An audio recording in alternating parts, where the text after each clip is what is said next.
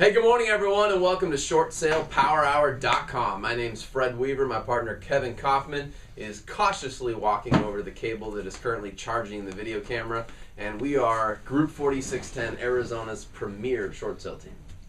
Hey, buddy. Hey, man. How's it going? It's going well. So, hey, I thought today on Freaky Friday, as you have freaky. so appropriately named it, It is. I thought maybe we would give a little freaky Equator update.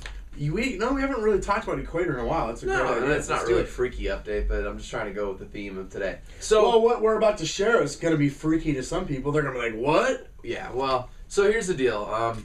We're coming up on almost the 1-year anniversary since REO Trans, now known as Equator, was implemented into the short sale process by Bank of America. Mm-hmm. I believe that happened in early November or late October. Yeah, late October. Trent Chapman swears it's October. Okay, great. So whatever. Trent Chapman will give you credit for that. So, all right. And he'll probably resend me that same stupid email he forwarded me last time we argued about this. All right, so this marks the 1-year anniversary of Equator, or REO Trans, being a part of the short sale world. And as our viewers know that have been watching the entire week, we were a part of a presentation, discussion, angry mob of real estate agents asking questions. I thought it was going to get out of control there for a little while. Yeah, so asking questions of Gary Haygood, a vice president at Bank of America. Yeah. And he talked a little bit about Equator, and he talked a little bit about Bank of America, specifically how they use Equator. So let's just right off the record say that GMAC and Equator, they're doing a pretty good job. They actually process files pretty quickly. They tend to close files much quicker than Bank of America does in Equator. Fair enough to say? Sure. No, that's fair. Wells Fargo and Equator, apparently it's being tested. Still haven't talked to anybody that's on the test. Waiting for it to roll. I mean, I would imagine it's going to be rolled out by the beginning of the year to everybody. Yeah. So let's just talk B of A and Equator. Okay. Now, a lot of changes have been made over the last year in Equator from Bank of America.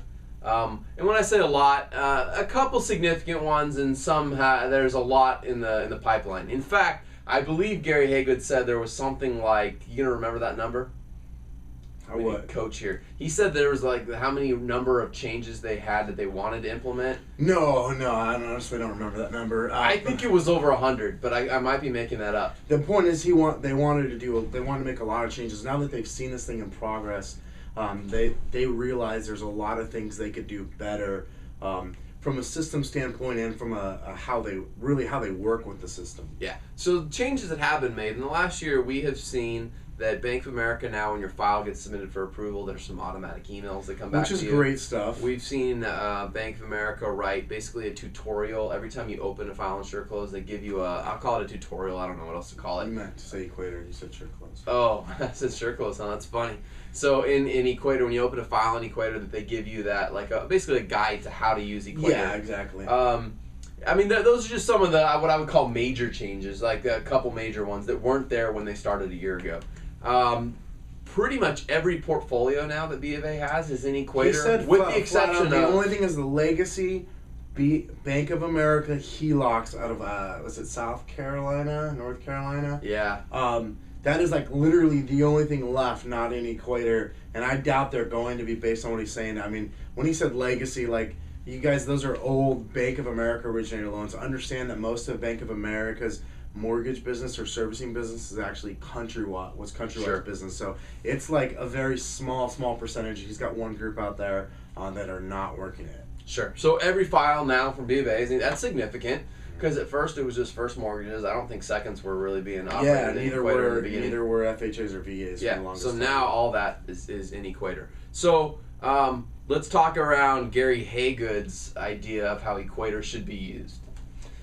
This was interesting. Well, this was great because this is something that we've had a concern with, and something we actually talk on in our short sale Crush It class, and a few other things. And one of the bigger issues that we get asked about are the amount of counteroffers that happen. Yes. And you and I instituted probably 9 months ago a policy of, if once the third counteroffer comes, if we have to do this 3 times, no more. Yeah. We're on the phone. Yeah, we love the great, okay, we got a paperless system. I love that. But I don't like hiding my behind documents. I don't want somebody to hide behind you. I like that you can just tell me, hey, I need you to remove these fees, and I can agree to it or not. But you know what? After we've done this little dance where I put my thing in, you come back, I respond to you.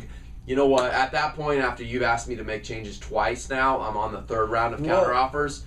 We're picking up the phone and calling. Well, here's what was nice to hear yesterday is Gary Haygood actually said, well, I'd like to see it after the first counteroffer. Meaning B of A short sale negotiator counteroffers us as the agent. If we're not going to accept it, he wants that to be a phone call and not just another counteroffer going back and forth because it just gets out of control. Yeah. Like, let's pick up the phone and just pound this out now. Now, he said that's not a fast and hard rule. Please understand. No, but that's the way he would like to see it. But he said that that's the way that they're coaching their negotiators now to do this, is that, hey, after you've already done one counteroffer, if it's not accepted, pick up the phone and talk to the agent and get on the same page before you go writing another counteroffer in there.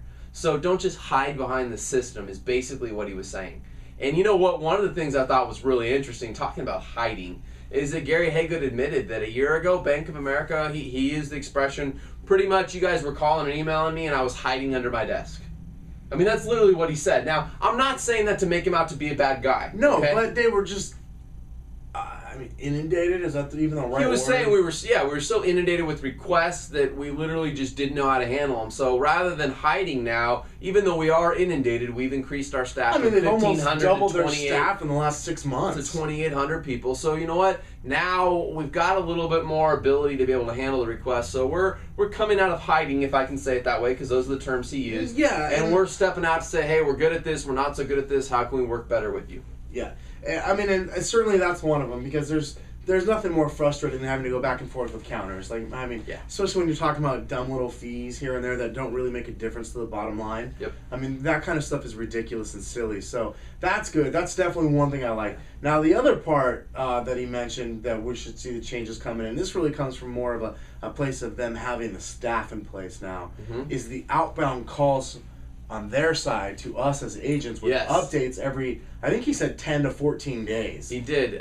What he said was that, you know what, we understand that you guys get frustrated when we've submitted a file to the investor. And a lot of agents don't even understand the difference between servicer and investor. That's the biggest problem. Yeah. So he says, we submit a file for approval and agents they think we forgot about him. And we really didn't. We just don't have a response yet from the investor, which means we can't proceed forward. And he brought up the point, like, it could be the same investor, and one day the turnaround, for one file, the turnaround time is 2 days. For another file, the turnaround time is a month. Yeah. And anywhere in between. So a part of that is, but if we don't know it, we're just going, well, where's my file? Where's my file? Where's my file? So he mentioned that there is going to be a touch. Now, is this really Equator based? It kind of is. What it's saying is that B of A, I would imagine you'll set the task up in Equator. Yeah, when your file's in that phase where it's been submitted and you can see that it's been submitted, you're not negotiating anymore, but you don't have an approval. It's just been submitted. At that time, they're going to call you every 7 to 10 days. That's where they're going anyway. Yeah. Well, and then here's the one thing. He didn't actually commit to it, but it's something you and I have talked about in the past,